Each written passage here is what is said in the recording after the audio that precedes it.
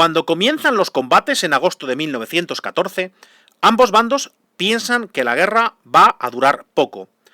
Solo tienen planes y suministros para unos pocos meses, ya que estos gigantescos ejércitos de millones de soldados devoran alimento, combustible, uniformes, munición, a un ritmo como nunca se había visto en la historia de la humanidad.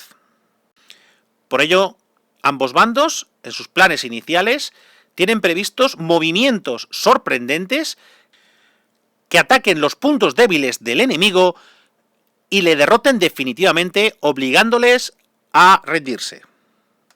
Por eso, en estas primeras semanas de guerra, vamos a ver movimientos espectaculares donde se van a desplazar millones de soldados intentando conseguir una victoria decisiva. Esta primera fase de la guerra se conoce con el nombre de Guerra de Movimientos y está marcada por el desarrollo del plan alemán diseñado por Schlieffen a principios del siglo XX. El plan consistía en rodear al ejército francés que se desplegaría en la frontera franco-alemana con 5 grandes ejércitos que sorprenderían atacando a través de la neutral Bélgica y desarrollarían un movimiento que pretendería envolver al ejército francés en lugar de atacarle de frente. Si el plan salía bien, en menos de un mes se podría tomar París y atacar por la retaguardia a lo mejor del ejército francés, obligándole a una rendición y terminando la guerra en el frente occidental antes de esos fatídicos 30 días de los que los alemanes pensaban que disponían para acabar con Francia antes de que Rusia se les echase encima. La pregunta es, ¿salió bien el plan? Pues no, el plan no salió como esperaban los alemanes. Al final, el plan era extremadamente complejo. Para su éxito necesitaba concentrar el máximo de fuerza alemana para realizar este ataque envolvente y los alemanes no pudieron disponer de toda esa fuerza. ¿Por qué? Porque los rusos, como vamos a ver, atacaron antes de esos 30 días. Y al final, los alemanes se quedaron muy cerca de llegar a París, pero no llegaron. Fueron detenidos en septiembre por los aliados en la batalla del Marne, en la cual el general francés Joffre conseguía desbaratar los planes ejecutados por Moltke. Con ello, los franceses frenan el avance alemán cerca del río Marne y el avance alemán, hasta entonces imparable, se detiene a 50 kilómetros de París. Francia ha sufrido mucho, ha perdido bastante territorio, los alemanes están relativamente cerca de París, pero el plan Schlieffen como tal ha sido un fracaso. Y esto supone que las oportunidades de Alemania de ganar una guerra rápida se han esfumado. Decíamos que el plan Schlieffen fracasa, entre otros motivos, porque Alemania no había contado con esos 30 días de margen que pensaban ellos que tenían antes de que Rusia les pudiese atacar. Y no los tuvo porque Rusia decidió atacar de forma totalmente sorprendente sin estar suficientemente preparada, sin estar sus unidades convenientemente equipadas o ni a nivel de personal ni a nivel de armamento.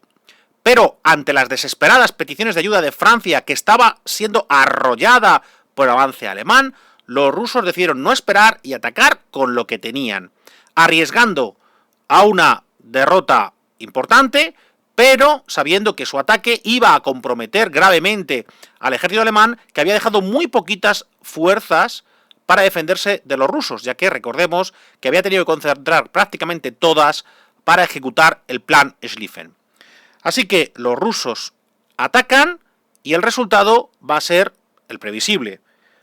Los alemanes no van a tener demasiados problemas, sí un buen susto, eso sí, pero no demasiados problemas para derrotarles de forma espectacular en las batallas de Tannenberg y de Lagos Masurianos, en los cuales el general Hindenburg, con muchas menos fuerzas que los rusos, fue capaz de destruir completamente dos ejércitos completos, el de Samsonov en la batalla de Tannenberg y del Rennenkampf en las batallas de los Lagos Masurianos.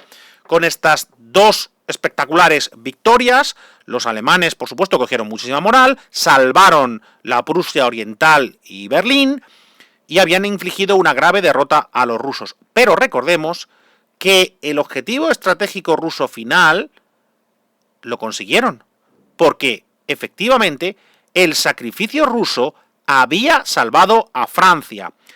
Con las tropas que los alemanes tuvieron que destinar para frenar el inesperado avance ruso, pudiera haberse incrementado la probabilidad de éxito del plan Schlieffen. Así que los rusos pagaron un alto precio por ello, pero consiguieron salvar Francia. A todo esto, posiblemente algunos os preguntéis, bueno, y esto había empezado por una invasión de Austria-Hungría a Serbia, ¿y qué pasaba en ese frente? Bueno, pues sorprendentemente los serbios habían frenado a los austrohúngaros, o sea, es curioso, pero todo el mundo daba por hecho que Serbia sería machacada en pocas horas por los austriacos y ocurrió lo contrario. Los serbios aguantaron perfectamente el ataque austriaco y lo peor para Austria es que, claro, como a la vez les vino un ataque de Rusia, los austriacos tuvieron que dividir su ejército en dos, no pudieron derrotar a Serbia y encima vieron cómo los rusos les quitaron importantes territorios en la zona de Galicia. Fracasado el plan Schlieffen, durante las siguientes semanas se va a producir una estabilización de los frentes. Los alemanes, viendo que no van a poder tomar París y que la guerra se va a prolongar, van a intentar simplificar la línea del frente, tomando colinas y situaciones fuertes que les permitan defender su zona, y los aliados van a hacer lo mismo. La guerra va a entrar en una fase totalmente distinta, una fase que ya no es de movimientos, sino que es estática, en la cual predomina la defensa sobre el ataque, debido a que la mayor parte de las innovaciones tecnológicas que se habían aplicado en la Primera Guerra Mundial reforzaban precisamente eso, la defensa. Era mucho más fácil defender, era mucho más cómodo, era mucho menos arriesgado, menos costoso defender que atacar, con un nivel de desequilibrio como pocas veces se había visto en la historia militar. Entonces, esto evidentemente cambió la situación, especialmente en el frente occidental, donde las batallas basadas en el movimiento van a dejar paso a asaltos costosísimos en los que unos pocos metros de terreno eran ganados al coste de asaltos masivos que costaban miles de vidas por cada hora de ataque. Con esta situación estratégica, la opción de ambos bandos fue intentar mantenerse a la defensiva y buscar nuevos aliados que desequilibren el empate estratégico que se había producido a finales de 1914. Y, con las fuerzas que se tenían, intentar restarle algún aliado al contrario, atacando al rival más débil. Ese será el eje estratégico del año 15, intentar reclutar más aliados y atacar al rival más débil. Pero, ¿en qué consistían las trincheras? ¿Por qué cambiaron tantísimo la historia de la Primera Guerra Mundial?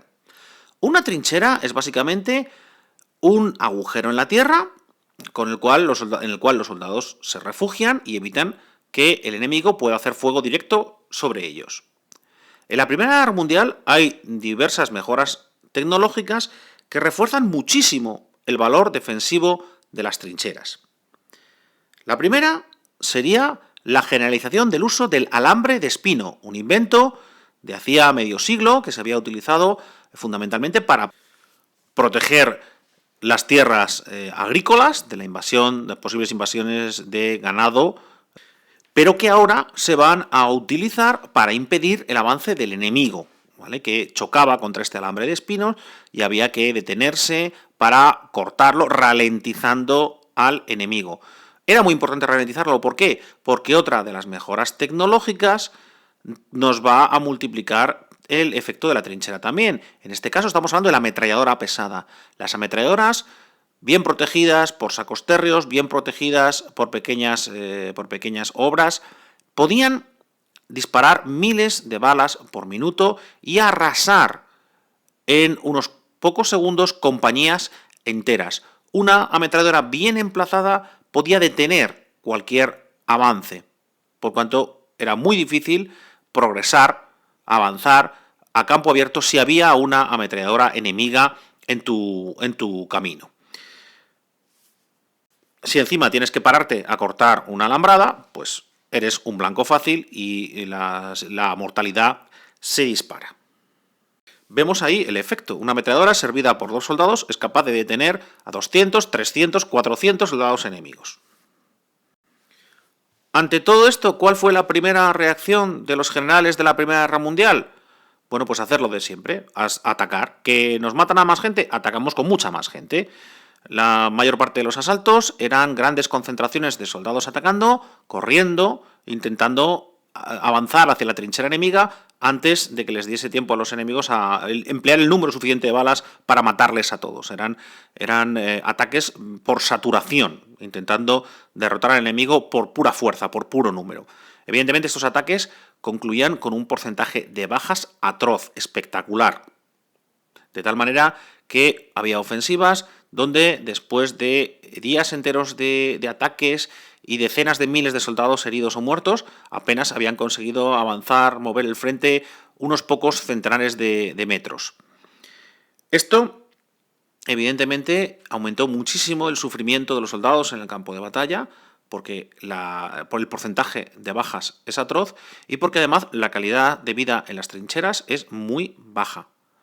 En las trincheras uno estaba a salvo de las balas, pero no a salvo de los cañones de la artillería, de los bombardeos de la artillería, que como es artillería de tiro parabólico, no hace falta que el enemigo te vea, basta con que calcules dónde está la trinchera y empiezan a bombardear y bombardear y bombardear, intentando, pues a base de muchas bombas, destruir lo máximo de la trinchera enemiga. Por tanto, la vida en las trincheras era miedo a la artillería, era convivir con el barro, con la humedad, con las ratas, con las moscas. Imaginaos todos con toda esta humedad y con todos estos cadáveres, la cantidad de infecciones, la cantidad de todo tipo de parásitos que podía haber en estas trincheras.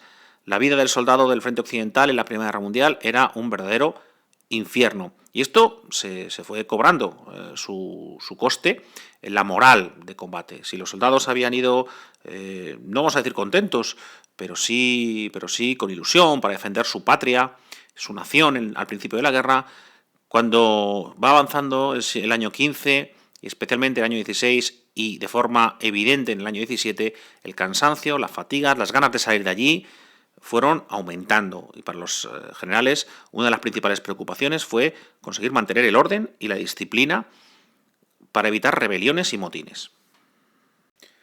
Ante este empate estratégico, las potencias en guerra intentaron desbloquear la situación con 2 estrategias. La primera, sumar más aliados. Fracasadas las ofensivas de la guerra de movimientos en el verano del 14, rápidamente los diplomáticos de ambos bandos se pusieron a trabajar para intentar reclutar a más países para su bando.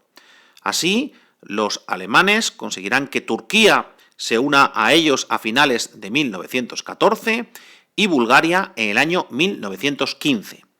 Mientras que los aliados conseguirán que Italia, antigua aliada de Alemania y de Austria, en la guerra pase a ayudar a Francia, a Gran Bretaña y a Rusia en el bando aliado. La promesa aliada de darle a Italia sus añorados territorios irredentos, el Trentino y Trieste, al final había decidido a los italianos a apoyar al bando de los aliados. La segunda estrategia es la de debilitar al contrario, intentando borrarle al aliado más débil. Es decir, vamos a concentrar el ataque en el aliado más débil del enemigo. Por ello, los aliados decidieron atacar en 1915 a Turquía, que hacía unos meses se había unido a Austria-Hungría y a Alemania. Intentaron forzar el paso del estrecho, desembarcar cerca de los estrechos. Para ello desembarcaron en la península de Galípoli, pero resultó que el ejército turco era mucho más duro de pelar de lo que pensaban los aliados y el desembarco en Galípoli concluyó meses después con una derrota espectacular después de la muerte inútil de miles de soldados ingleses, franceses y especialmente australianos y neozelandeses que los habían traído, que como miembros del Imperio Británico habían entrado en la guerra y habían acudido con sus ejércitos a ayudar a la madre patria inglesa. Por su parte, las potencias centrales se concentraron en atacar a Serbia, que finalmente cayó, ya que con la entrada de Bulgaria en la guerra había quedado desguarnecido su frente oriental por el que entraron los búlgaros y derrotaron rápidamente a los serbios. El otro eslabón débil para los aliados era Rusia, ya que la situación estratégica de Rusia en Polonia era especialmente comprometida al tener frente con Alemania al norte, Austria al sur. En esa situación era complicadísimo resistir, así que los rusos no tuvieron más remedio que evacuar y perder Polonia. En cualquier caso, ninguna de estas batallas fue decisiva, porque desde luego ni Serbia era algo importante, ni la derrota en Galípoli había supuesto nada importante, y desde luego si alguien puede permitirse perder un territorio como el de Polonia es el gigantesco Imperio ruso.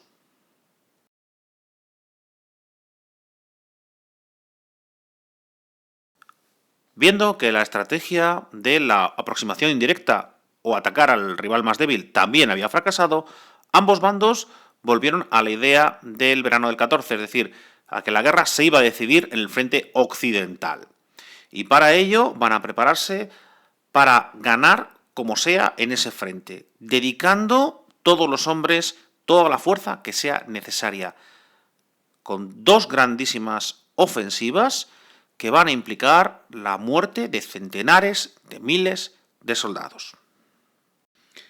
Ante la situación de bloqueo, el general alemán Falkenhayn decide adoptar la estrategia de desgaste, que va a conseguir en concentrar sus tropas y atacar algún punto en el cual el rival, el enemigo, no pueda defenderse nada más que a base de reforzar y reforzar y reforzar su posición, de tal forma que se produjese un intercambio de bajas, de muertos, que fuese favorable a Alemania. Para ello eligió la fortaleza francesa de Verdún y entre febrero y diciembre de 1916 todas las fuerzas del ejército alemán se destinaron a esa zona a asaltar y asaltar y bombardear y bombardear y volver a asaltar sin descanso a los franceses para provocarles el máximo de pérdidas. En total, los franceses sufrieron algo más de 500.000 bajas, de las cuales casi 200.000 serían muertos, y los alemanes algo más de 400.000, de los cuales la cuarta parte serían muertos. Las previsiones más comedidas hablan un total de 750.000 bajas y las más pesimistas ya estáis viendo que hablan en torno a las 900.000 bajas. Y estamos hablando de un número de en torno al 250.000 de muertos. Y repito, para conseguir nada. Aún más dramático es el hecho de que la batalla de Verdún forzó una segunda batalla, que va de julio a noviembre del 16, que es la batalla del Somme. La batalla del Somme la van a llevar a cabo, es un asalto inglés a territorio alemán destinado a aliviar la presión alemana sobre Verdún, es decir, para distraer tropas que estaban machacando Verdún, los ingleses atacaron a los alemanes en un punto un poco más al norte, en la zona del Somme, y el resultado fue simétrico al que se había producido en Verdún. Por tanto, tenemos a una cifra brutal de muertos y heridos para un resultado estratégico cero. Las dos grandes ofensivas que se habían producido en el año 16 en el frente occidental no tuvieron ningún éxito. Muy distinta es la situación en el frente oriental, donde Rusia desencadena la ofensiva Brusilov, llamada así por el general que la comanda. Brusilov va a diseñar una ofensiva destinada a atacar al rival más débil de las potencias centrales, es decir, a atacar a Austro-Hungría a través de los Cárpatos. Esta ofensiva va a conseguir un resultado espectacular, derrotando totalmente a los austriacos, que van a perder la línea de las alturas, es decir, van a perder posiciones muy importantes en la zona de los Cárpatos. El desastre para Austria parece inminente, a tal nivel que Rumanía decide apuntarse para ayudar a Rusia, ahora que parece que Austria está derrotada, a ver si puede conseguir quedarse con la Transilvania, por ejemplo. Y la situación es tan desesperada que Alemania tiene que retirar 9 divisiones de las que tenía en Francia para ayudar a los austriacos. Esto posiblemente puede que sea importante en la derrota final de los alemanes en Verdún, pero la cuestión es que a los alemanes no les quedó más remedio si querían evitar el colapso de su aliado austrohúngaro. Los alemanes consiguieron frenar a Brusilov y poco a poco consiguieron ir recuperando lo perdido. Es más, con la ayuda de los búlgaros, los rumanos fueron derrotados rápidamente, los rusos no les pudieron ayudar y lo que comenzó siendo una victoria espectacular estuvo a punto de provocar una grave derrota rusa. Con lo cual, la situación al final en el frente oriental se estabiliza, pero eso sí, con un buen susto. Ofensivas que en el frente occidental apenas avanzan un par de kilómetros en muchas semanas, aquí habían estado a punto de derrotar primero a Austria y luego de poner en muy graves dificultades a Rusia. Pero cuando termina el año 16, la situación sigue estancada.